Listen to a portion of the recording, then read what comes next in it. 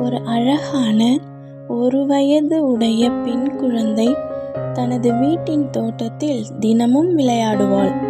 அவளுடன் ஒரு சின்ன பூனையும் ஒரு விசுவாசமான நாயும் எப்போதும் இருப்பார்கள். குழந்தை நடக்க கற்றுக்கொண்டிருந்ததால் தடுமாறி விழப்போகும் நேரங்களில் நாய் மெதுவாக அவள் அருகில் நின்று பாதுகாப்பாக இருக்கும்.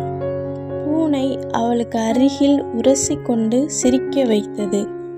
ஒரு நாள் குழந்தை தோட்டத்தின் வாசலின் பக்கம் சென்றபோது நாய் மெதுவாக குரைத்து அம்மாவை அழைத்தது. பூனை அவளது கவனத்தை மாற்ற விளையாட ஆரம்பித்தது. அம்மா வந்து குழந்தையை எடுத்துக்கொண்டு அன்பாக அணைத்தார்.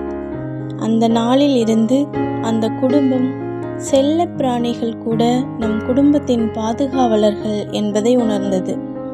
அன்பும் கவனமும் இருந்தால் வீடு எப்போதும் மகிழ்ச்சியாக இருக்கும் என்ற நற்செய்தியுடன் இந்த கதை முடிகிறது.